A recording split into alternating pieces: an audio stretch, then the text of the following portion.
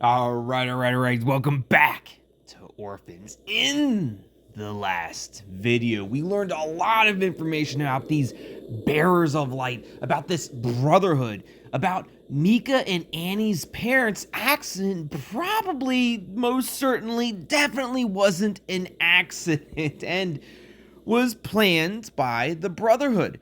It was planned by the Brotherhood to eliminate Mika and Anni's parents. It does also seem that maybe, most definitely, Thomas's death did not result in his own self-elimination, and that it was outside forces that played a role in his death. A lot of information in that last video. If you didn't see it, if you haven't watched it yet, be sure to go back and check it before watching this video, or else you're going to be lost. You're going to have no idea what's going on.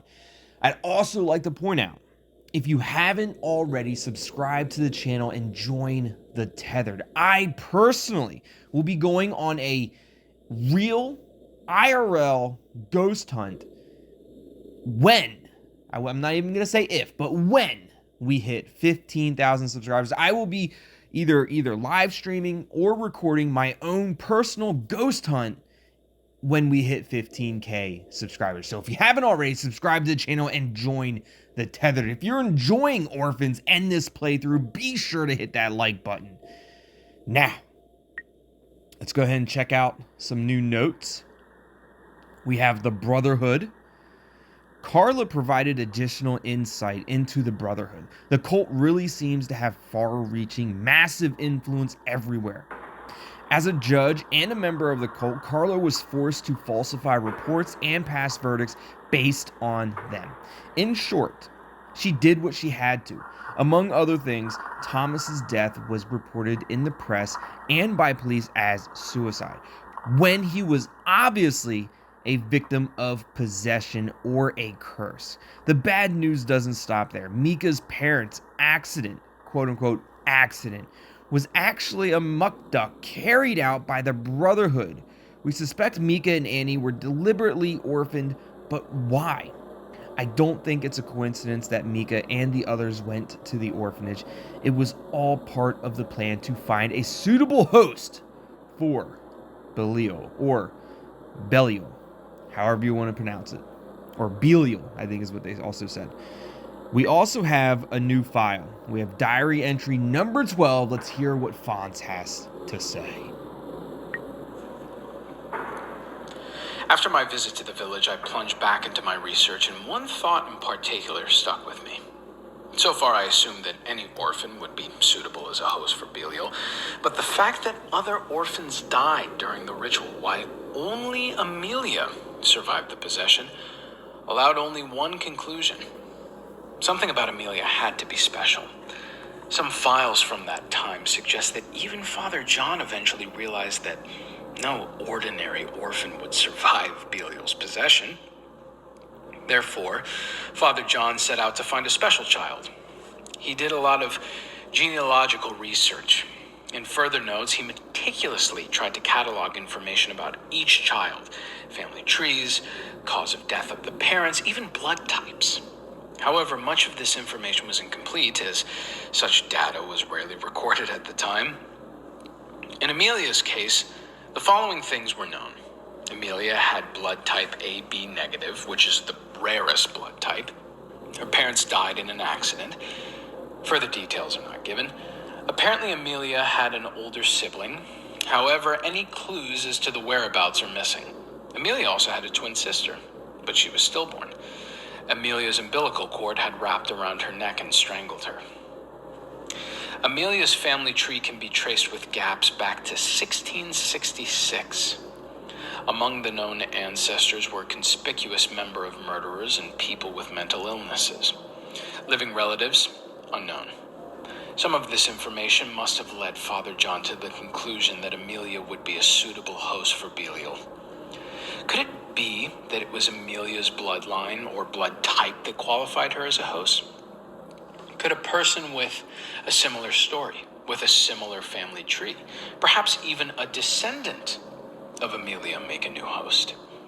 This is where Emilia's sibling becomes significant again. Since Emilia herself died as a result of Sister Brown's exorcism, she can have no direct descendants. But if her older sibling had children of her own, it would be quite possible that descendants of Emilia are still alive today. The thought that someone might once again succeed in finding a human host for Belial and unleash its power sends chills down my spine. Is it possible that Emilia's older sister could potentially be Mika and Anni's mother, grandmother, great-grandmother, great-great-grandmother? Is it possible that Emilia is somehow related to Mika and Anni? And, what makes Mika and Anni so different? Like, why is it that, is Mika more of a better host for Belial, or is it Anni? And why Emilia over Emilia's older sister? Does it have something to do with the traumatic past or current traumatic current traumatic present? It's hard to say. I'm not so sure if it has something to do with the blood type, but the bloodline could potentially be it. The family tree, the bloodline. It feels like there's some type of relationship between Emilia and Mika and Anni. But which one between Mika and Anni would be more suitable to Belial or Belial? That's definitely a question that that we have, and there's only one way to find out. That's by continuing the story. We have Amber here. I can't reach Samuel. No chance. Ina is still offline and Samuel won't answer his phone. Went straight to voicemail. What do I do now? In the last video, at the very end, we tried calling Samuel to get an update of what's going on. Samuel pretended to be intoxicated or even drugged to hopefully be taken to Ina, who was actually drugged and intoxicated. We think that they're going to use Ina as a sacrifice to summon Belial. But obviously, Ina's not going to be the host of Belial. We still think that it's going to be either Mika or Anni, but they need to summon Belial to then find a vessel for him, I guess. I don't know, but I definitely couldn't reach Samuel. It went straight to voicemail. So, what's the plan now, Amber? You have to try again. Keep trying until you can't try no more, right? Their lives are in danger. If only Gruber and Carla had told us sooner. Goober seems to be on our side finally. Now that Carla spilled the beans and is telling the truth, Goober is now also telling the truth. And they were lying because of fear of their own safety, which I understand, but at the same time, you weren't helping this. You weren't helping anything. You were capitulating to the Brotherhood and the Bearer's Light. You weren't helping at all. And how much can we even trust them at this point now? We think they're telling us the truth, but it's possible that they might still be throwing in lies here and there. So who knows? So if only Goober and Carla had told us sooner, you might have been able to warn them in time. I wonder how we could have been so wrong about Goober. Oh, we were definitely not wrong about Goober. We knew from the very beginning, almost the very beginning, that he definitely was hiding something. He didn't seem genuine about his responses, especially when we were providing irrefutable evidence, and Goober was just looking past it like, no, that's ridiculous. I could have sworn Goober was in cahoots with this cult. I still think he is. I don't know how much to trust him. I have no idea. I know I was thinking that too, but it makes sense what he says, right? Everything seems to point to Goober being on our side. It seems like it now, but we don't know. I have no idea if we should trust Goober or not. Look, I was definitely thinking that too. I definitely thought Goober was in cahoots with the cult. But this time I'm pretty sure he's telling the truth. If they presumed him, or if they pressured him, he had no choice. I was about to call it quits myself. He had to lie to my father and us to cover for the Brotherhood. And these fanatics are about to realize their goal. What did Carla call it? The day of enlightenment? We have to find a way to stop them. Exactly, the day when Belial ascends the throne. If they achieve this goal, we're lost. All of us. Yeah, so the day of enlightenment is supposed to be the day that Belial ascends the throne, and that's going to be the end of humanity. That's the end of the world, essentially. That's right, tongue-tied. The day this Brotherhood finally takes over. Well, Belial's going to take over, and I don't think the Brotherhood has any idea what's going to happen. They would all end up dying, I'm pretty certain. Because Belial wouldn't need them for anything. If this really has been the plan all along, if your friends, especially Jarek, were lured to the orphanage on purpose to break the seal and free the demon, were Mika and her sister backup hosts in case something went wrong? Did the Brotherhood expect Jarek to die? But why? It doesn't add up. So maybe Jarek is the descendant of Emilia, but I don't think Jarek is. I think Jarek was an unfortunate accident that ended up opening up and releasing Belial, and because Jarek is a suitable host, he's a suitable vessel, I think Belial took over just because that was what was present to Belial right then and there. And it wasn't like Jarek was going to be the long-term vessel. I still think it has something to do with Mika and or Anni as being the long-term vessel. But why? It doesn't add up. What's your point? True, it doesn't add up. If we're correct, the demon only accepts a very specific host, if we are correct. That's right. This cult has been trying to find one host for Belial for decades, without any success. The last suitable host was Emilia. Isn't it weird that suddenly Jarek, Mika, and Anni, so to speak, 3 potential candidates, they do all kinds of research and go through all kinds of trouble to find the right host. And all of a sudden, 3 people from a group of friends are suitable? What's more, they seem pretty sure they've found the right one. I mean, they're already preparing the ceremony. That's right. Now that Jarek can no longer be a host, but Jarek was possessed, he must have been the right host. Jarek broke the seal, but he is probably not the right host. Right, Jarek broke the seal, but he's probably not the right host for Belial. It doesn't, and the reason why Jarek wasn't the correct host and wasn't the right host for Belial is because I believe that Jarek may have been too strong internally, because he was able to kind of fight back against Belial at certain points. He was able to kind of like fight back. He didn't give in 100%.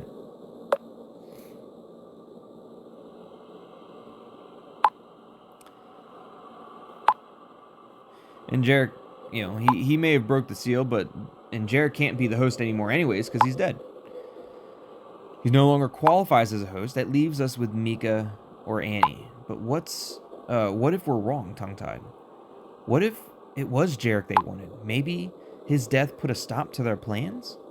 I see 2 possibilities. I don't think it put a stop to their plans, but I see 2 possibilities. Sandy spoiled the party for these freaks by shooting Jarek.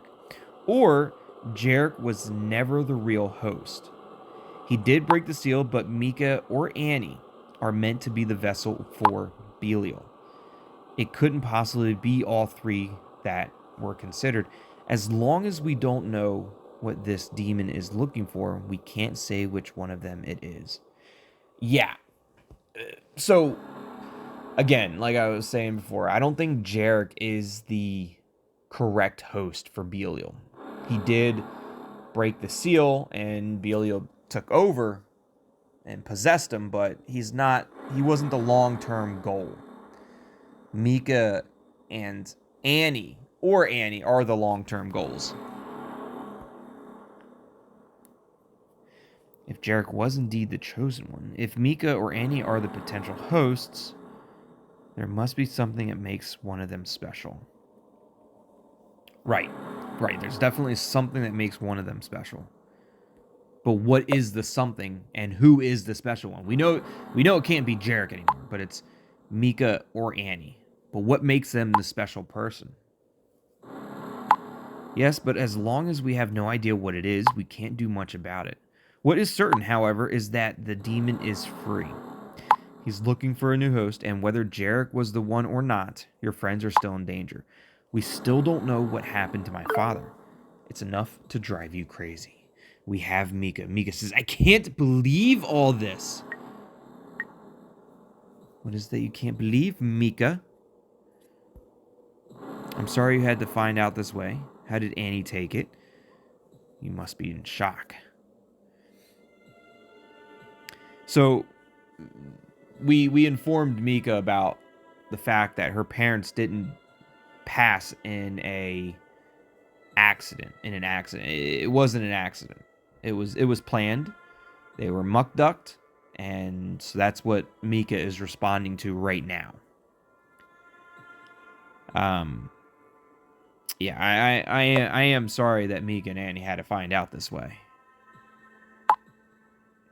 It's very hard to digest. We've been lied to for years. Our parents were muck ducked. Why would somebody do that, TT? Maybe it's all part of a plan. Could it be your parents were a threat to the Brotherhood? Were they perhaps connected to the Brotherhood? I'm not gonna insult Mika or Anni by even insinuating that her parents were part of the Brotherhood. I am gonna just say maybe it's all part of a plan. But that doesn't make any sense. If you knew what I knew, it does make sense. Why would someone kill our parents, of all people, in order to make Anni and I orphans? There are thousands of other orphans. Nothing makes sense right now. Apparently the demon does not accept every vessel. The fact is, you became orphans and are now in the place the demon was banished. Not every person. Apparently the demon doesn't accept every vessel. And I apologize. I don't mean to call you and Anni a vessel, but that's what they're referring to as. Anyway, even if they lured us here, they had their potential host. The demon accepted Jarek, except Jarek is dead now. You never mentioned that Jarek was an orphan too. Jarek was also an orphan. How did that happen? Let's ask how it happened, because that would give us a little bit of insight about Jarek's past, and why not find out a little bit about Jarek? Well, his mom passed away when he was a kid. Jarek was 5 or 6. She had breast cancer. Oh, that's so sad. His dad never fully recovered, became an alcoholic. Jarek's childhood was pretty miserable. His dad committed self-elimination, threw himself in front of a train. Oh, terrible. I think Jarek was 8 at the time. He lived in foster care after that. That's so sad. This must have been so difficult for Jarek. Really doesn't sound like a happy childhood. Look, it's very sad. Definitely doesn't sound like a very, very happy childhood at all. Very traumatic. I know. Life can be a bitch. Maybe that's where Jarek's sarcasm and liking for all things related to horror came from. Let's focus on the Brotherhood again. They're planning some kind of kingdom.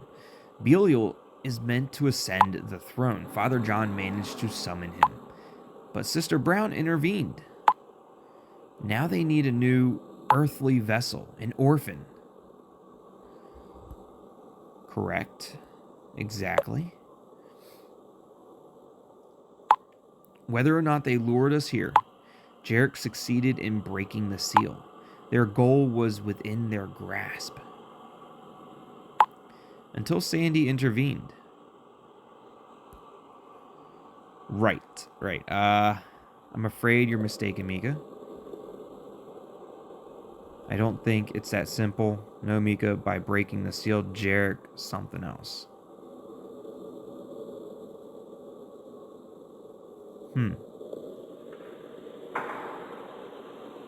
By breaking the seal, Jarek did what? Freed the demon. Right. Maybe you needed an orphan to break the seal. And so Jarek was the orphan to break the seal for Mika or Annie to be potentially possessed. Jarek can no longer serve as a host to the demon, but the seal is broken. That would mean this beast is out there somewhere, looking for a new host. That would also mean Annie and I are next on his list. I have to digest this. This is too much to handle at once. I couldn't imagine.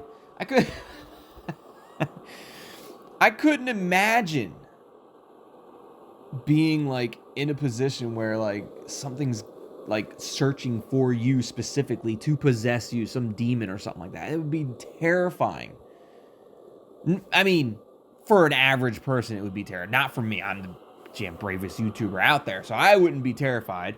But I couldn't imagine me put in that situation. You never know. Maybe if we hit 15,000 subscribers, maybe I get put in some kind of situation like that when I go on my IRL ghost.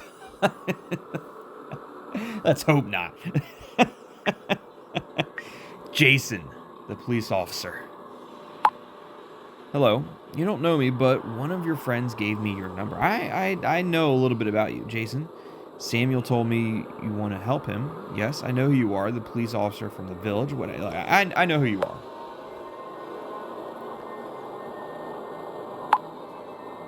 Yes, that's me. We have a problem. Samuel told me to contact you if something unexpected should happen. This is what happened. Everything went according to plan. Samuel pretended the potion was working. Nobody seemed to suspect a thing. He, on his way outside to tip out another drink, as we discussed. But what?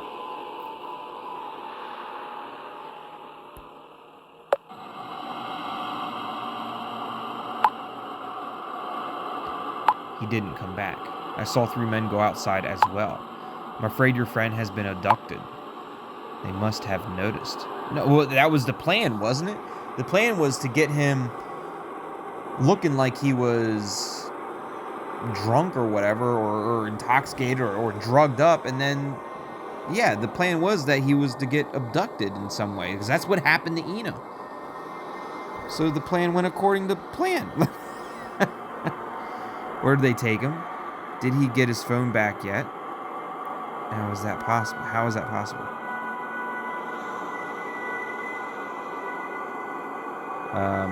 Do we know where they took him? You would think Jason would know. I have no idea. Apparently he doesn't. I will try to find him. We don't have much time. Preparations for the Day of Enlightenment are in full swing. The one without light expects a sacrifice. And Jason's calling us. You have to hurry. I just saw them dragging a friend towards the ritual room. He seemed unconscious. I'm afraid the ceremony is about to begin. Please be quick.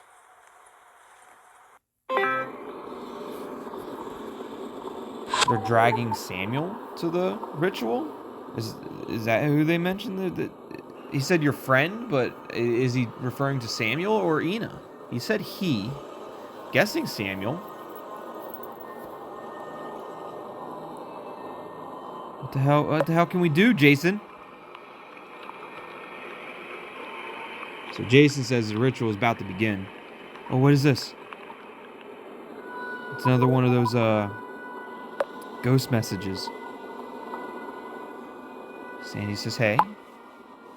Jarek says, hi, sweetheart. Not your sweetheart anymore. Oh, they broke up. Sorry, I'm just used to it. I still have you as sweetheart in my contacts. It's all good. So did you tell Mika about the new location? No, but it was kind of odd. What was odd? I was at the computer, watching a few videos from the competition, when suddenly several pop-ups appeared on my screen. I thought I caught a virus or something. It wouldn't have surprised me. Oh, Jarek be looking at that hub. He'd be looking at the hub, getting viruses on his computer. Anyway, it was all kinds of information about this old orphanage, even a ghost hunter's blog post about it. That's super strange, isn't it? Yeah, I know. The thing is, the location looks awesome. So he's talking about Fonz's report about the orphanage. What's so special about it? First of all, it's an ancient abandoned orphanage. And rumor has it the place is haunted. Isn't that what they say about every old building? No, Sandy. My gut tells me this time it's different. Here. Check out this article. Is this a similar article that we've already seen before? Yeah, it is. It's talking about the horror orphanage. Huh. Okay, interesting. Where's the building? I still have to figure that out. We can't miss this opportunity. This could be the real deal. It's suspicious that you suddenly get this secret tip on the screen. Those were the ghosts of orphans, Sandy. Yeah, sure. Nutcase. I'm 100% sure. This place is the bomb. If you say so. I have to get back to my dinner. You can tell me more about it later.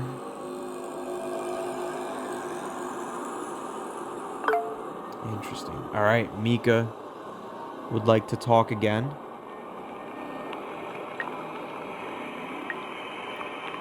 TT, looks like we found more records from Sister Brown in the cabin.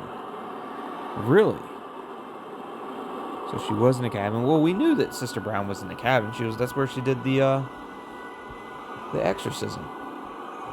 But does that mean that she was in the cabin for a long time? Who knows? Oh no, we're talking about a different cabin. The house is where the exorcism, but Mika and Anni are in a cabin that they found. Different location. My bad. So Sister Brown was in the cabin. Is there any information that can help us out? Anything at all? I'm not sure. She writes about what happened after Father John's death. So what happened?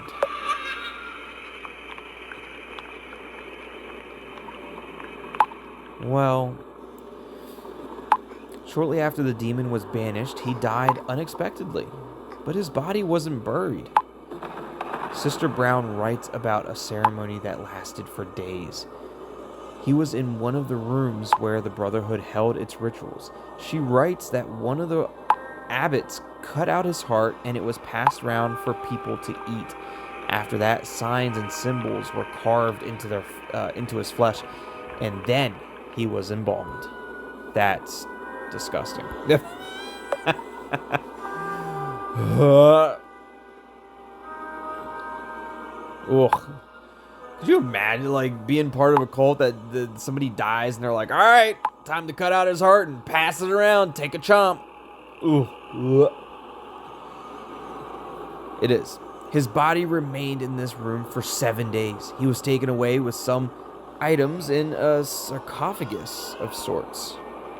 Kind of like a mummy. Taken where? What kind of items? He was not buried in the cemetery like Sister Brown. So, what items? I'm kind of curious about the items that they put in there. We may need to locate the items. Oh, we're getting hacked. Foreign access. Unauthorized access on your device. Action required. Uh-oh. Oh, we couldn't do anything. External access to your...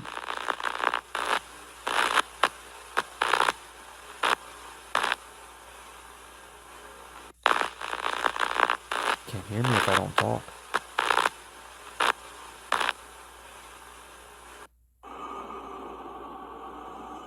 No way. External access to your cell phone. So somebody just accessed our cell phone. That's not good. She suspects that Father John's body will become a kind of shrine for the Brotherhood, like a relic. But she doesn't know what happened to him. Oh, damn it. What's going on? Are we not going to even mention to Mika and Anni that our phone just got hacked and somebody's listening and watching everything that we do and say? I don't know. Something is happening. Yeah, you're getting hacked. The temperature is dropping. Oh, you're getting haunted. Everything. It's shaking like an earthquake. Yeah, you're getting haunted. Is your lights flickering on and off? Start running. Listen to this. Listen to what? Oh. They're calling.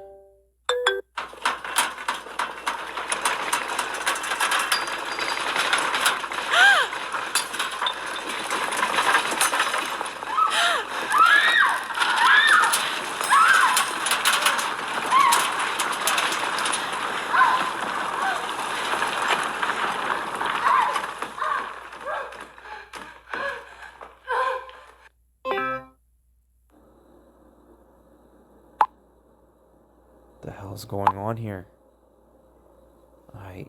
Oh my god. What?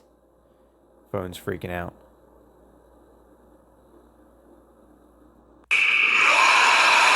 Emilia.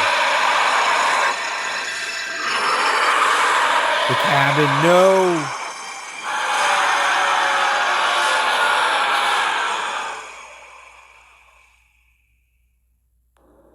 That's not good. Hello? No! The end of episode 3. We're working hard to bring you the next thrilling part as soon as possible. No way! Don't be stealing my code. No way. So that was the cabin that they were in, and Belial was on his way.